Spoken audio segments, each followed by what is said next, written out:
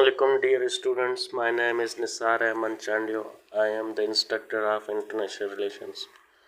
Today's my topic is League of Nations. The League of Nations was formed on 10th January 1920. Its main objective were to promote peace and humanitarian efforts. तो piece जो promote करना था वो collective security के through करना था, और humanitarian efforts में जैसे रिफ्यूजीज़ के इश्यूज़ थे, हेल्थ के इश्यूज़ थे, लेबर राइट्स थे। तो ऐसी ऑर्गेनाइजेशन चाहिए थी कि इन मोटे और जो इम्पोर्टेंट जो है वो इश्यूज़ थे उनको सेटल डाउन कर सके। तो after world war one Woodrow Wilson जो था अमेरिका का प्रेसिडेंट, उसने अपने 14 पॉइंट्स दिए, और 14 पॉइंट्स जो जिनका मकसद ये था कि कैसे जो फर्स्ट वर्ल्ड वार के बाद डिस्ट्रक्शन हुई है यूरोप में, तो उसको कैसे जो है वो चाहे डिस्ट्रक्शन चाहे वो इक़्तिसाद की शक्ल में हो, ह्यूमनिटेरियन शक्ल में हो, या जो डिस्ट्रक्शन हुई फिज़िकली बिल्डिंग्स की, रोड्स की, रेलवेज़ की, इन सब को जो है कैसे रिकन्स्ट्रक्ट किया जाए।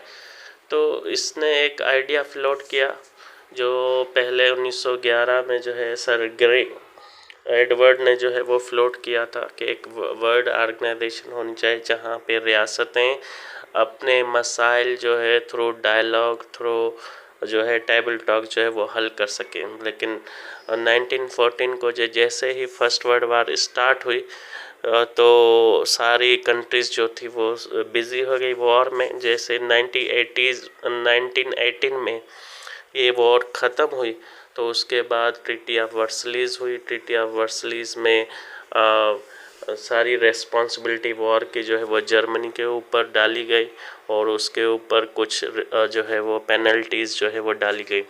तो उसके बाद फिर एक वही आइडिया जो 1911 में जो है वो फ्लोट हुआ था, उसको मटेरियलाइज करने के लिए वुडरो विल्सन ने अपने 14 पॉइंट्स में कहा कि हम लीग ऑफ नेशंस बनाएंगे, और वो ऐसी लीग होगी जिसमें पीस और ह्यूमनिटेरियन एफर्ट्स को जो है वो प्रमोट किया जाएगा। तो इसकी फार्मेशन जो थी, फार्मेशन 1900 जैसे ही वर्ल्ड वार ख़त्म हुई 1918 में, तो 1919 में ट्रीटी ऑफ वर्सलीज हुई, उसमें ये डिस्कशन हुई लास्ट में। तो 1920 में 10 जनवरी 1920 को जो है लीग ऑफ नेशन ने ये अपना प्रोजेक्ट जो है वो स्टार्ट किया।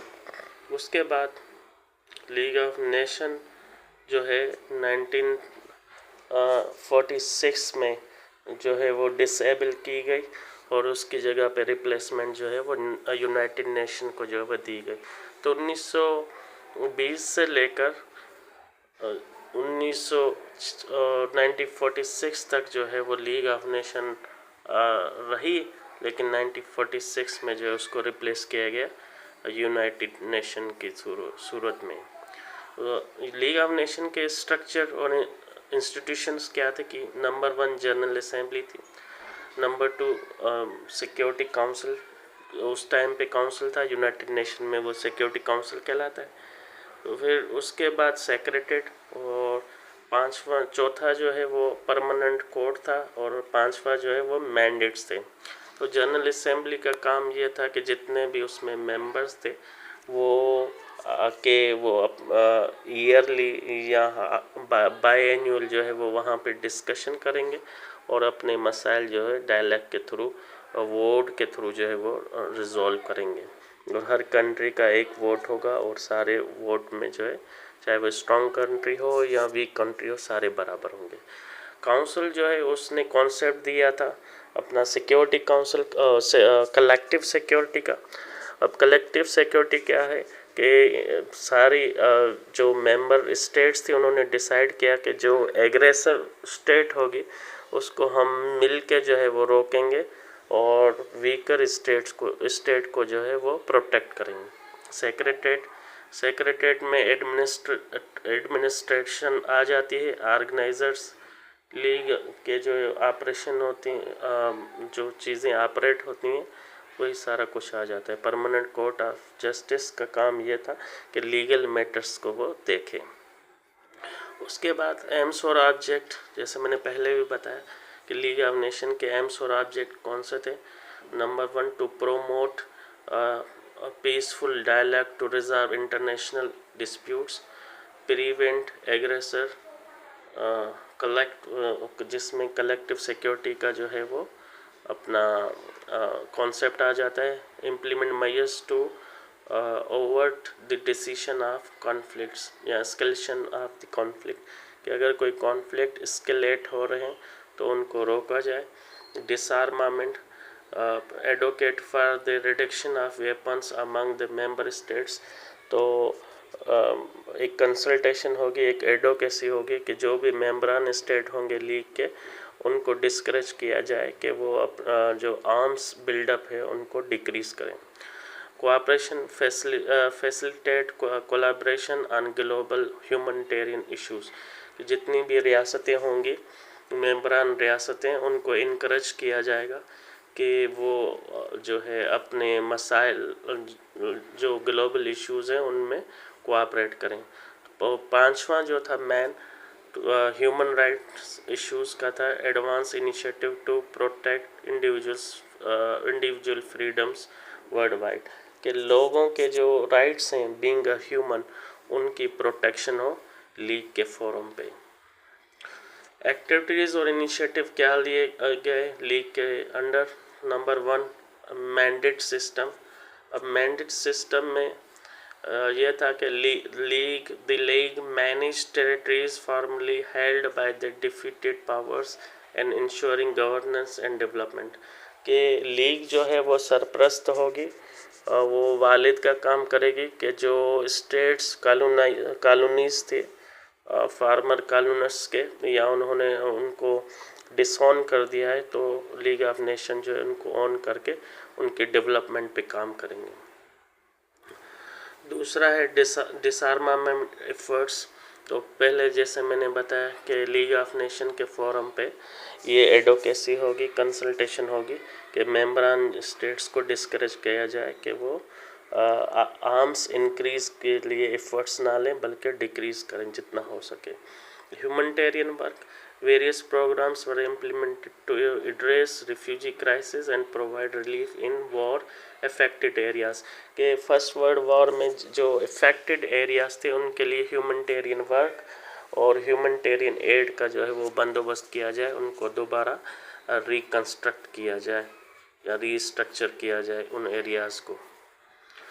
और लीग के लिए 1945 में कौन से फेलियर्स थे या चैलेंजेस थे जिसकी वजह से लीग जो है वो वीक लीग थी, और जैसे इस सेकेंड वर्ल्ड वार 1939 में स्टार्ट हुई तो लीग डिसफंक्शनल हो गई। तो सबसे पहले जो फेलियर था लीग का वो था जिस मुल्क के प्रेसिडेंट ने ये आइडिया फ्लोट किया था, वुडरो विल्सन ने, तो उनकी जो पॉलिसी थी डिसएंगेजमेंट वाली यूरोप में, आइसोलेशनिज्म जिसको कहते हैं, तो यूएसए ने लीग को जो है वो शुरू से ही ज्वाइन नहीं किया।